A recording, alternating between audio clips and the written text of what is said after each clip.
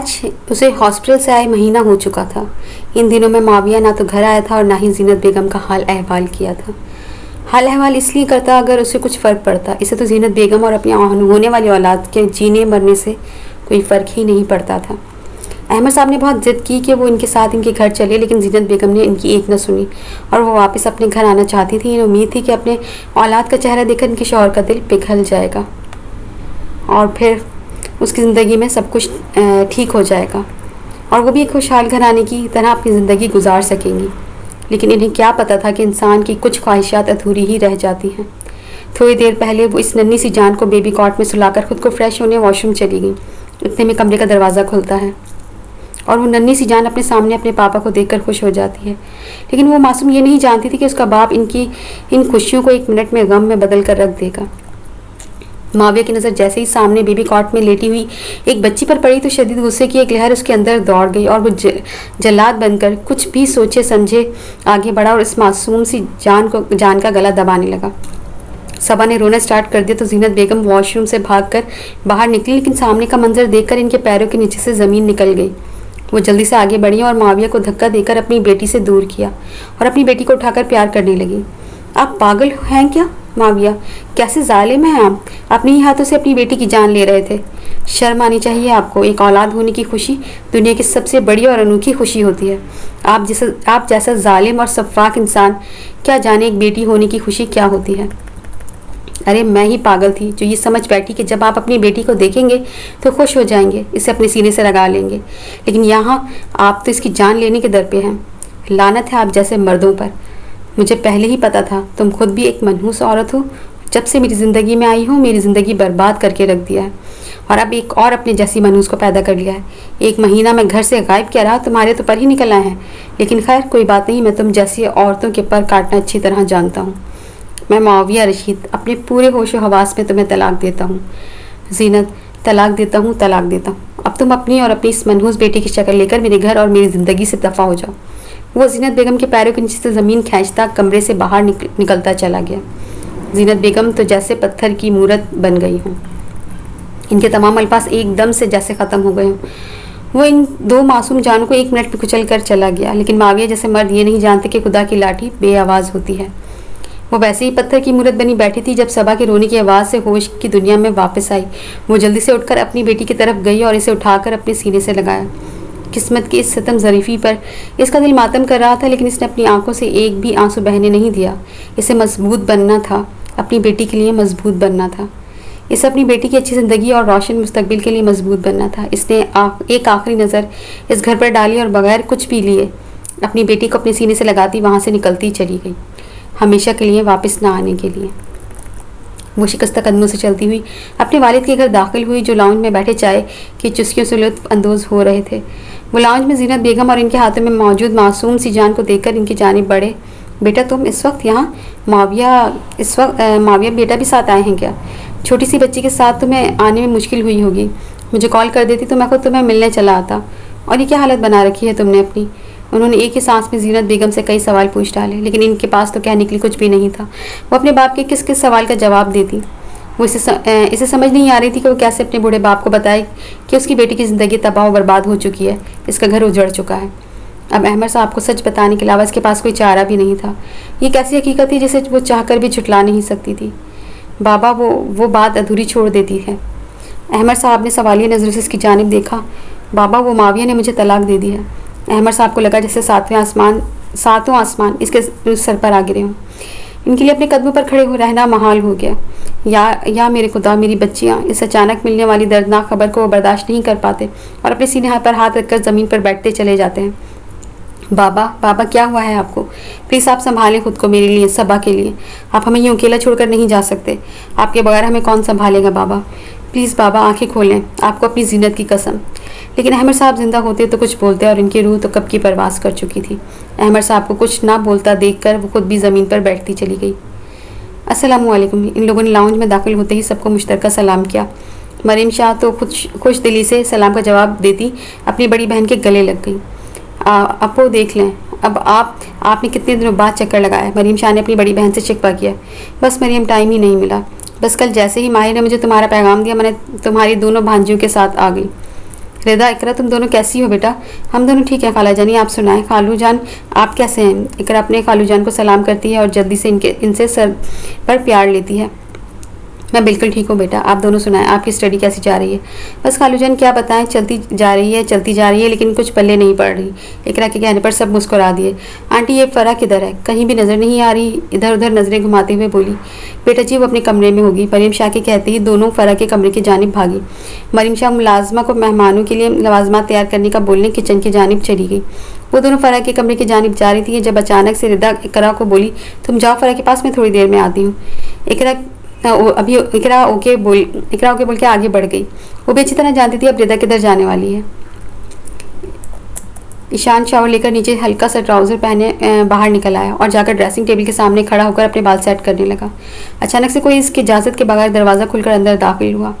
ईशान को तो जैसे ही अंदर आने वाले शख्स का अक्स आईने में नज़र आया, इसके माथे पर अनगिनत सिलवटें पड़ गई। तुम मेरे कमरे में क्या करने आई हो? और तुम्हारे अंदर इतने भी मैनर्स नहीं कि किसी के कमरे में नॉक करके जाते हैं। मैं किसी और के कमरे में नहीं बल्कि तुम्हारे कमरे में आई, मिस्टर ईशान शाह। अदाए बेनियाजी से जवाब दिया गया। मैं भी तुम्हारे लिए दूसरों में ही शुमार हूँ, समझिए तुम इस फालतू की चिपकू। मैंने तुम्हें 1000 दफ़ा अपने कमरे में आने से मना किया है, तो फिर तुम्हारे इस नन्हे से दिमाग में मेरी बात क्यों नहीं घुसती? वो नहायत ही बेबाकी से इसके पास जाकर खड़ी हो गई और इसके कंधों पर अपने हाथ फेरने लगी। वैसे बगैर शर्ट के काफ़ी हॉट लग रहे हो तुम। ईशान ने उसे बाजू से पकड़कर खुद से दूर धक्का दिया। जस्ट शट अप रिदा, दफ़ा हो जाओ मेरे कमरे से, अगर तुम्हें अपनी इज्जत प्यारी है तो। तुम्हारी हिम्मत कैसे हुई मुझे टच करने की? How dare you to touch me? अगर तुम अगले 1 सेकंड में मेरे कमरे से दफ़ा ना हुई तो मैं भी तुम्हारी जान ले लूँगा। ईशान की आंखों से इस वक्त दहशत टपक रही थी। इसका बस नहीं चल रहा था कि वो इस बेपाक लड़की की जान ही ले ले। बेशक पाक मर्दों के लिए पाक औरतें हैं। ओके मिस्टर ईशान शाह, फ़िलहाल तो मैं जा रही हूँ, लेकिन तुम ये याद रखना एक न एक दिन आना तो मुझे इसी कमरे में है। फिर तुम्हारा ये कमरा और तुम्हारी हर एक चीज़ मेरी होगी। किसी भी भूल में मत रहना मिस रिदा अकबर। अगर ये ईशान शाह कभी भी तुम्हारा होगा, कि ये ईशान शाह कभी भी तुम्हारा होगा, ना आज ना कल ना फिर कभी, ये ईशान शाह तुम्हारा होगा। मेरी ज़िंदगी में आने वाली लड़की बाहया होगी, लाखों करोड़ों में एक होगी, ना कि तुम जैसी बेहया। अब तुम यहाँ से अपनी शक्ल गुम कर सकती हो। इसने जैसे ही अपनी तरफ से बात ही ख़त्म कर दी थी। मैं भी देखती हूँ फिर किस में इतनी हिम्मत है कि वो मेरी यानी रिदा अकबर की जगह ले सके।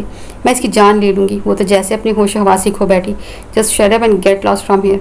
वो जैसे ही गुस्से से बेकाबू वो भी गुस्से से बेकाबू हो गया। ईशान के धारने पर वो भी पैर पटकती कमरे से बाहर निकल गई। वो खुद को रिलैक्स करने के लिए एक दफ़ा फिर शावर लेने वॉशरूम में चला गया। थोड़ी देर बाद वो वॉशरूम से बाहर निकला और तैयार होकर कमरे से बाहर निकलता चला गया। सबब बेटा? जी ममानी जान। जी मम्मा जानी। बेटा नमाज़ पढ़ ली है तुमने? जी मम्मा जानी, बस बच्चों के टेस्ट चेक कर रही थी, अभी पढ़ने लगी हूँ। ठीक है, नमाज़ पढ़ने के बाद ये फ्रूट्स खा लेना और दूध पी लेना। जी मम्मा जानी, मैं पी लूँगी। वैसे बेटा मुझे तुम्हारी वो मैम थोड़ी नकचड़ी सी लगी, लेकिन माशाल्लाह उनका बेटा बहुत अच्छा है। मुझसे कितनी इज्जत और प्यार से बात करता रहा था। अच्छा अब तुम नमाज़ पढ़ लो, देर हो रही होगी। ओके फ़ी अमान अल्लाह। वो सबा पर कुछ आयत पढ़कर फूंकने के बाद इसके माथे पर बूसा देकर अपने कमरे में चली गई। माँ के जाने के बाद सबा ने नमाज अदा की, जीनत बेगम के रखे हुए फ्रूट्स खाए और दूध पीने के बाद वो सोने ही लगी थी जब उसे अपनी माँ के कहे अल्फाज एक बार फिर याद आए। वैसे इनका बेटा भी माशाल्लाह बहुत अच्छा है। अच्छा नहीं, पूरा 1 नंबर का ठरकी है। कैसे घूर घूर कर देख रहा था और खीखी करके तो ऐसे बातें कर रहा था जैसे सदियों पुराना रिश्ता हो। आज तो उसकी ठरकी ने हद ही कर दी। चाय पकड़ाने लगी तो हाथ ही पकड़ लिया, लेकिन मेरी वजह से वो बेचारा जला भी तो था। कैसे गर्म चाय उसके ऊपर गिर गई। खैर है, मैंने कौन सा जानबूझकर गिराई है, गलती से ही गिरी है। ना वो हाथ पकड़ता ना चाय गिरती। अगर मैम का बेटा ना होता तो अच्छी तरह बताती। वो ईशान को बुरा भला कहती, जल्द ही नींद की वादियों में गुम हो गई। सब खाने के टेबल पर बैठे खाना खा रहे थे कि साथ ही खुशखबरियों में भी मसरूफ़ थे। माहिर भी इन सबको ज्वाइन कर चुका था। जब फ़रा ने सबको अपनी तरफ मुतवज्जा किया, मामा कल मैं रिदा और इकरा यूनिवर्सिटी और कॉलेज नहीं जा रहे। अच्छा तो फिर कल तुम तीनों की सवारी किधर जा रही है? मरीम शाह ने मोहब्बत से अपनी लाडली से पूछा। कल हमारी सवारी आपके कॉलेज जा रही है माय डियर मामा जानी। ओके जी डन। मरीम शाह के कहने पर सब लोग मुस्कुरा दिए। माहिर भी बड़ी दिलचस्पी से छोटी सी गुड़िया को देख रहा था जो आज अपना शाहाना अंदाज दिखा रही थी। खाना नहायत ही खुशगवार माहौल में खाया गया। खाना खाने के बाद सब लोग अपने अपने कमरों में चले गए। ईशान और माहिर ईशान के कमरे में चले गए। ओए तुझे क्या हुआ है? तेरा मुंह क्यों लटक रहा है? खाने के टेबल पर भी तो चुपचाप बैठा हुआ था। खैर तो है मिस्टर ईशान शाह, कहीं दिल तो नहीं लगा बैठे आप? माहिर का मकसद बस इसका मूड हल्का फुल्का करने का था। जी नहीं माही जानू, ऐसी कोई भी बात नहीं है, मैं बस थोड़ा थका हुआ हूँ। अच्छा ईशू जान तुम कह रही हो तो मान लेती हूँ। इसके बाद वो दोनों कहका लगाकर हंस पड़े। अच्छा यार मुझे नींद आ रही है, माहिर कहते साथ ही उठकर बाहर की जानिब चल दिया। कहाँ दफ़ा हो रहा है, इधर मेरे कमरे में ही सो जा। नहीं यार, मैं दूसरे कमरे में जाकर सोता हूँ। उसे गुड नाइट कहता कमरे से बाहर निकलता चला गया। ईशान भी लाइट्स ऑफ करके सोने के लिए लेट गया, लेकिन जैसे ही उसने अपनी आंखें बंद की, एक परी छम से उसकी आंखों के पर्दे पर नाजिल हो गई। ईशान ने जल्दी से अपनी आंखें खोली और उठकर बैठ गया। ये मुझे क्या होता जा रहा है, कहीं मैं बीमार शिमार तो नहीं हो गया। जागते सोते उठते बैठते हर जगह मुझे वही नज़र आती है। जब मैं रिदा को अपनी शरीके हाथ के बारे में बता रहा था तो वही मेरी आंखों के सामने लहराई थी। वो लड़की तो जैसे मेरे हवासों पर छा गई है। वो लड़की मेरे टच करने और देखने से घबरा जाती है। हया उसकी आंखों में वाज़ह पाई जाती है। क्या आजकल की लड़कियों में भी इतनी शर्मो हया पाई जाती है? रिदा को देखकर तो ऐसा बिल्कुल भी नहीं लगता, लेकिन तुम्हें देखते ही हर बात पर यकीन करने का दिल कर लेता है। क्या वो मुझे अच्छी लगने लग गई है? क्या वो मुझे अच्छी लगने लग गई है, या उससे भी कुछ ज़्यादा? वल्लाह मैं पागल हो जाऊंगा। मुझे कुछ नहीं समझ आ रहा मुझे क्या हुआ है। मेरे इर्द बहुत सी खूबसूरत लड़कियां पाई जाती हैं, लेकिन इन्हें देखकर तो मुझे कभी भी ऐसा फील नहीं हुआ जैसा मिस सबा को देखकर होता है। वो कितनी अच्छी, खूबसूरत, प्यारी, बाहया है। इसे देखकर दिल करता है कि मैं 5 वक्त की नमाज़ अदा करूं और इसे अपने अल्लाह से अपने लिए मांगूं। क्या मुझे मिस सबा से प्यार हो गया है? लेकिन प्यार कैसे हो सकता है? मैं उनसे ठीक से मिला भी नहीं। मिले नहीं तो क्या हुआ, ठीक से मिल भी लेंगे। वो कुछ सोचते हुए गहरा सा मुस्कुरा दिया और नींद की वादियों में गुम हो गया। माजी, वक्त का काम गुजरना है सो वो गुजर गया। इसके बाबा को इस दुनिया से रुखसत हुए आज 1 माह गुजर चुका था, लेकिन उसे ऐसा लग रहा था जैसे कल की बात हो। इसे ऐसा लग रहा था जैसे वो इस हकीकत को तस्लीम नहीं कर पाएगी, लेकिन इस हकीकत को झुटलाया भी नहीं जा सकता था। इसे ऐसा लग रहा था जैसे वो इस हकीकत को तस्लीम नहीं कर पाएगी, लेकिन इस हकीकत को झुटलाया भी नहीं जा सकता था। वो यतीम हो चुकी थी। इसके माँ बाप इसे इस दुनिया में अकेला छोड़कर जा चुके थे। आज उसने एक अटल फैसला किया था कि वो अपनी बेटी को मजबूत बनाएगी। वो बहुत ज़्यादा मजबूत, जो हर किस्म के हालात और मुआविया जैसे दरिंदों का डट कर मुकाबला कर सके, जिसे कोई कमज़ोर समझकर कुचल ना सके, जिसकी वजह से और अहमर इस दुनिया से रुखसत ना हो। इसने सोच लिया था वो अपनी बेटी को दुनिया की हर खुशी ला कर देगी जिसकी वो हकदार होगी, जो शायद इसकी माँ के नसीब में नहीं थी। वो अपनी बेटी के लिए ऐसा हमसफ़र ढूंढ कर लाएगी जो लाखों में एक होगा, इसकी हर ख्वाहिश पूरी करेगा, इसे इज्जत देगा, मान देगा, इस पर जान देता होगा, इसे अपनी पलकों पर बैठा कर रखेगा। रोते हुए इस माँ के लबों पर बस एक ही दुआ थी कि अल्लाह ताला इसकी बेटी के नसीब अच्छे करे। हाल वो लोग जैसे ही कॉलेज में दाखिल हुई, हर जगह चहल कदमी थी। मामा, आप अपने ऑफिस में जाएं, हम लोग बाकी स्टाफ से मिलकर आते हैं। फरा के कहने की देर थी कि मरीम शाह ओके कहती हुई अपने ऑफिस की जानिब चल दी और इन तीनों ने स्टाफ रूम का रुख किया। सब स्टाफ से मिलकर वापस पड़ी चेयर्स पर बैठ गई। जब अचानक ही फरा को कुछ याद आया। टीचर सादिया, आज वो न्यू टीचर नहीं आई क्या? इस वक्त तो आ जाती हैं, बस आने ही वाली होंगी। इतने में स्टाफ रूम का दरवाज़ा खुला और वो परी अंदर दाखिल हुई। स्टाफ रूम में मौजूद तमाम लोगों को सलाम करके इन पर सलामती भेजी। सबा की नज़र अचानक 3 अनजान लड़कियों पर पड़ी, जिसमें से एक को तो वो पहचान गई थी, बाकी 2 को वो पहचानने से कासिर थी। फरा सबा को देखकर जल्दी से भागकर उसके पास आई। अस्सलाम वालेकुम मिस सबा, कैसी हैं आप? मैं कब से आपका ही इंतज़ार कर रही थी। वो काफ़ी एक्साइटेड सी नज़र आ रही थी। वालेकुम अस्सलाम, अल्हम्दुलिल्लाह मैं बिल्कुल ठीक हूँ, आप सुनाएं? मैं तो एकदम फिट फाट हूँ। ओहो, आपको अपनी कज़न से मिलवाना तो मैं भूल ही गई।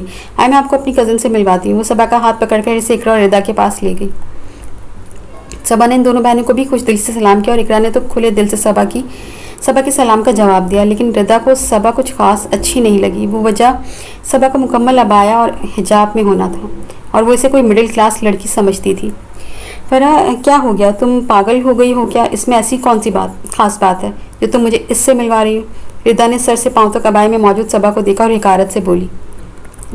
रिदा, ये तुम कैसी बातें कर रही हो? खाला के कॉलेज के स्टाफ मेंबर हैं, तुम इनसे ऐसे कैसे बात कर सकती हो? इकरा को रिदा का अंदाज़ कुछ खास अच्छा नहीं लगा था तो बोल पड़ी। फरा भी रिदा को घूरियों से नवाज रही थी। इसे भी रिदा का सबा से इस तरह बात करना अच्छा नहीं लग रहा था। मिस सबा, प्लीज़ आप रिदा की बातों को दिल पर मत लगाइएगा, ये तो बस ऐसे ही कुछ कह रही थी। फरा को डर था कि कहीं सबा बुरा ही ना मान जाए। कोई बात नहीं फरा, मुझे बुरा नहीं लगा, सबा ने बड़े तसब्बुर और तहामुल से जवाब दिया। मिस सबा, आप अपना हिजाब तो हटाएं, हमें आपको देखना है। प्लीज़ प्लीज़ प्लीज़, आप हमारी प्यारी सी टीचर नहीं है ना, हटा दें। वैसे भी यहाँ मुझे छोड़कर सब ख़वातीन ही हैं। फरा की ख़वातीन वाली बात पर इकरा ने इसे एक धमोका रसीद किया, जबकि सबा इसकी बात पर मुस्कुरा दी। सबा ने फरा को ज़िद करता देखकर अपना हिजाब हटा दिया। इतनी भी कोई हसीना नहीं होगी जो ऐसे इतना ज़्यादा भाव खा रही है। रिदा एक बार फिर हकारत और नफूत से बोली, लेकिन जैसे ही सबा ने अपना हिजाब हटाया, फ़रा के साथ साथ रिदा और इकरा भी इसकी खूबसूरती को देखकर दंग रह गई। माशाल्लाह में सबा, आप तो बहुत ही प्यारी हैं सबा। और इकरा ने फ़राख दिली से सबा की तारीफ़ की। फ़रा को भी सबा बहुत ही प्यारी लगी थी। सबा की इतनी तारीफ़ रिदा से हज़म नहीं हो रही थी और वो जल जल कर राख हो रही थी। जब इससे सबा की इतनी तारीफ़ बर्दाश्त ना हुई तो बोल पड़ी, फ़रा चलें खाला के पास, इनके ऑफिस में। ओके चलें, इनकी क्लासेस का भी टाइम हो रहा है। फिर फ़रा सबा को अल्लाह हाफ़िज़ कहती इन दोनों बहनों के साथ अपनी माँ के ऑफिस की जानिब चल दी। फ़रा की बात पर मरियम शाह ने बस इनकार ही भरा। कोई इतनी भी प्यारी नहीं है जो तुम तारीफ़ी किए जा रही हो इसकी। रिदा एक दफ़ा फिर जल बुनकर बोली, नहीं रिदा, मिस सबा सच में बहुत प्यारी हैं। इकरा ने भी सबा की तारीफ़ों में अपना हिस्सा डाला। रिदा मुंह के जाविये बिगाड़ती अपने मोबाइल में मसरूफ़ हो गई। आज सिवाय रिदा के इन सब का कॉलेज में बहुत ही अच्छा वक्त गुजरा था। मामा छुट्टी का टाइम हो रहा है, भाई को कॉल कर दूँ हमें पिक कर लें? इसे क्यों तंग करोगी, ड्राइवर लेने आ जाएगा। नहीं मामा, आज हम बस भाई के साथ ही जाएंगे, मैंने कॉल करने लगी हूँ। ओके। मरियम शाह ने हामी भरी तो इसने जल्दी से अपने भाई को कॉल की। छुट्टी के बाद तमाम स्टाफ जा चुका था सिवाय सबा और सादी के, जिसे फ़रा ने अपने साथ बातों में लगा रखा था। स्टाफ रूम में बैठी इनसे गप्पे लड़ा रही थी। अचानक से फ़रा के मोबाइल पर रिंग टून हुई तो फ़रा ने जल्दी से कॉल अटेंड करके मोबाइल कान को लगाया। भाई आप आ गए? ओके ठीक है। मैं और इकरा स्टाफ रूम में है, जबकि रिदा ऑफिस में मामा के पास है। ईशान आ रहा है। सादी के पूछने पर फ़रा ने इस बात में सर हिलाया। ईशान के आने की खबर सुनकर सबा के दिल में हलचल होने लगी। इसका दिल फुल स्पीड से धड़क रहा था। वो समझ ही नहीं पा रही थी कि आखिर उसे क्या हो रहा है। थोड़ी देर बाद स्टाफ रूम का दरवाज़ा खोलकर अंदर दाखिल हुआ और सबको मुश्तरका सलाम किया। सब ने खुश दिली से इसके सलाम का जवाब दिया। इसके आने पर सबा और ज़्यादा घबरा गई। ईशान की नज़र जब घबराई सी सबा पर पड़ी तो इसके चेहरे पर खूबसूरत सी मुस्कुराहट सज गई। वो चेहरे पर खूबसूरत सी मुस्कुराहट सजाए इसके सामने वाली कुर्सी पर बैठ गया और इसे जी भरकर देखने लगा। सादिया के खांसने पर खजल सा होकर अपनी नज़रों का जाविया बदल गया। थोड़ी देर बाद इसके मोबाइल पर एक मैसेज रिंग हुआ। क्यों मिस्टर शानशाह, कैसी लगी आपको मिस सबा? कहीं पसंद तो नहीं आ गई? दिल में नहीं कहीं दिल तो नहीं हार बैठी? कहीं दिल का मामला तो नहीं बन गया? सबा के दिल पर ईशान ने जैसे ही मैसेज ओपन किया, सामने फ़रा के अल्फाज जगमगा रहे थे। फ़रा के सेंड के अल्फाज पर वो पढ़कर वो खिलकर मुस्कुरा दिया। फ़रा को भी अपने भाई की पसंद अच्छी लगी थी और अब तो वो इसकी पसंद भी बन गई थी। ये तुम दोनों क्या अपने मोबाइल में घुसे हुए हो? सादिया ने मुसलसल मोबाइल में मगन देखकर बोली। फ़रा खालू की कॉल थी, पूछ रहे थे कब आओगे तुम सब। इकरा कॉल सुनने के बाद आकर बोली। इकरा के कहने की देर थी कि वो दोनों उठकर स्टाफ रूम से बाहर निकल गए। ईशान जो कि अपनी गाड़ी की कीज़ वहीं भूल गया था, लेने वापस स्टाफ रूम में आया था जहाँ सबा सादिया की किसी बात पर मुस्कुरा रही थी। ओफो, मैं इस पेपर पर मैम से साइन करवाना तो भूल ही गई। सादिया अपने माथे पर हाथ मारते हुए बोली और जल्दी से पेपर उठाकर मरियम शाह के ऑफिस की जानिब चलती। वो आहिस्ता से चलता हुआ आकर बिल्कुल सबा के सामने खड़ा हो गया। वैसे आप हंसती हुई बहुत ही अच्छी लगती हैं, हमेशा ऐसे ही हंसती रहा करें मिस सबा।